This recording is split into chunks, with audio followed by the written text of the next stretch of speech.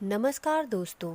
हरतालिका तीज सुहागिन महिलाओं के लिए बहुत खास पर्व है। ऐसा कहा जाता है कि इस व्रत को करने से पति की लंबी आयु होती है। कुछ जगहों पर तो मनचाहा वर पाने के लिए कुंवारी कन्याएं भी इस व्रत को करती हैं। हिंदू पंचांग के अनुसार हरतालिका तीज व्रत हर साल भाद्रपद मास की शुक्ल पक्ष की तृतीया तिथि को रखा जाता है। इस दिन सुहागिन महिलाएं 16 श्रृंगार करके माता पार्वती और भगवान शिव की विशेष पूजा अर्चना करती हैं। आपको बता दें कि यह व्रत निर्जला किया जाता है। ऐसी मान्यता है कि इस व्रत को करने के बाद ही माता पार्वती को भगवान शिव पति के रूप में प्राप्त हुए थे। इस साल हरतालिका तीज का व्रत 30 अगस्त दिन मंगलवार को रखा जाएगा।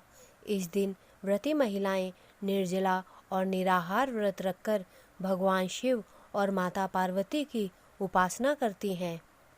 दोस्तों, भाद्रपद माह के शुक्ल पक्ष की तृतीया तिथि 29 अगस्त दिन सोमवार को दोपहर 3:20 से शुरू होकर अगले दिन 30 अगस्त दिन मंगलवार को दोपहर 3:33 तक रहेगी।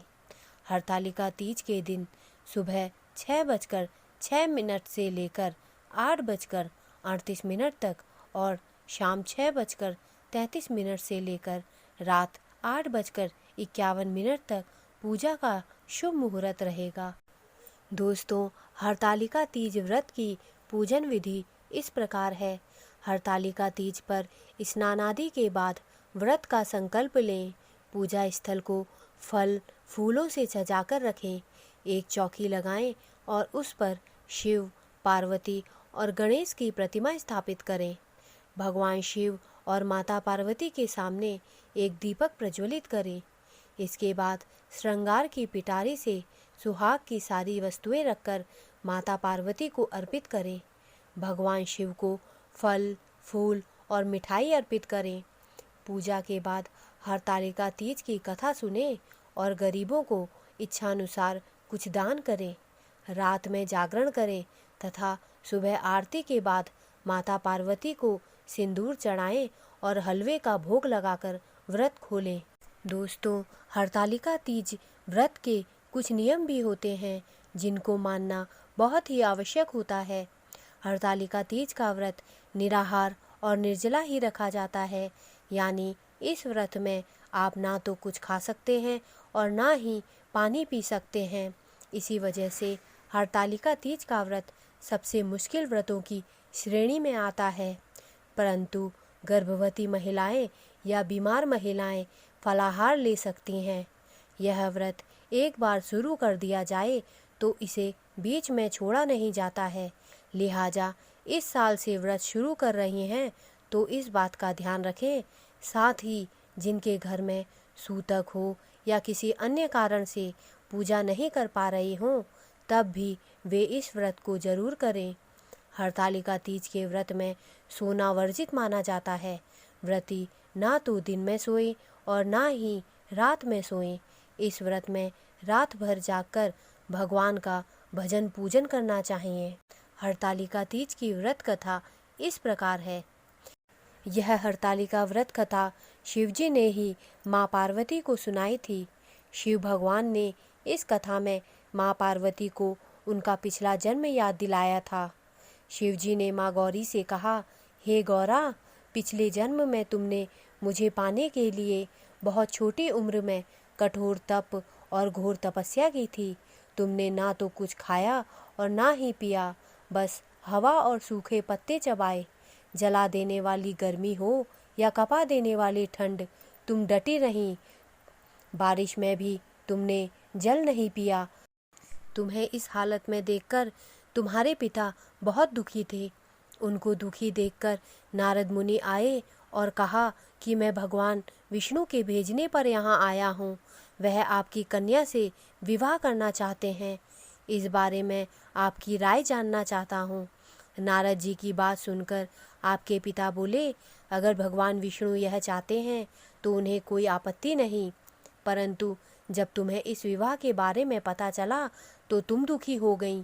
तुम्हारी एक सहेली ने तुम्हारे दुख का कारण पूछा तो तुमने कहा कि मैंने सच्चे मन से भगवान शिव का वरण किया है, किंतु मेरे पिता ने मेरा विवाह विष्णु जी के साथ तय कर दिया है।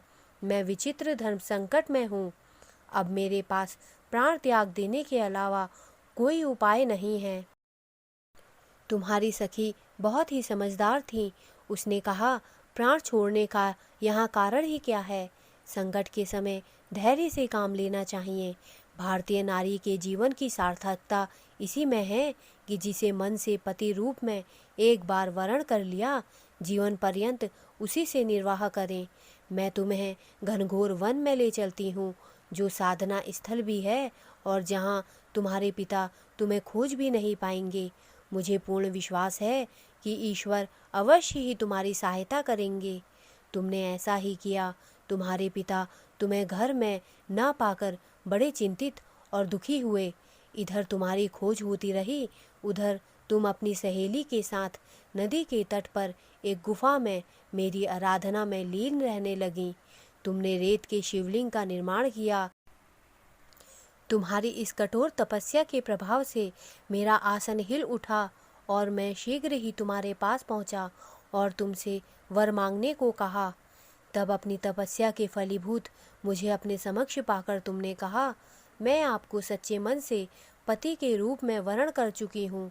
यदि आप सचमुच मेरी तपस्या से प्रसन्न होकर यहाँ पधारे हैं तो मुझे अपनी अर्धांगिनी के रूप में स्वीकार कर लीजिए। तब तथास्तु कहकर मैं कैलाश पर्वत लौट गया।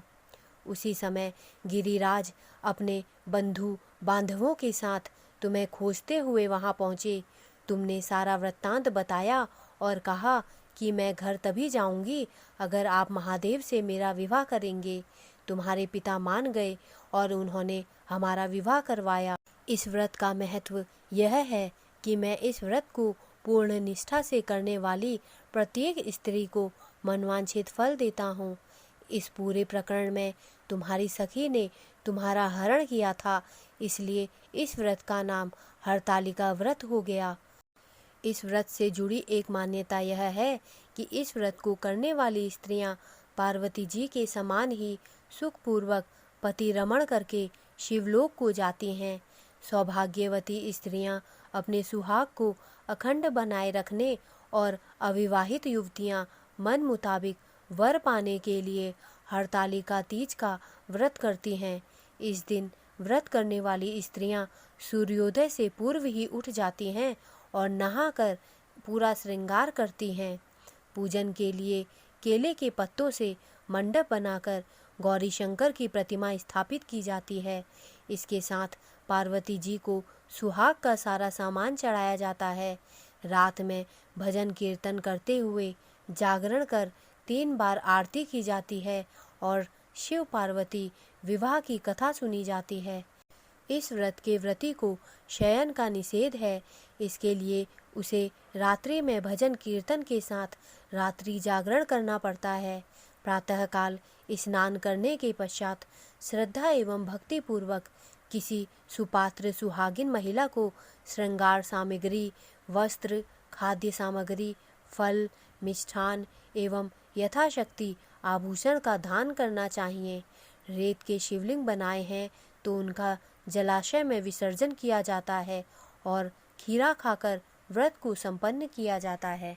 दोस्तों, मेरे द्वारा दी गई जानकारी अगर आपको अच्छी लगी हो तो कृपया मेरे चैनल को सब्सक्राइब करें तथा मेरे वीडियोस को लाइक करें। धन्यवाद।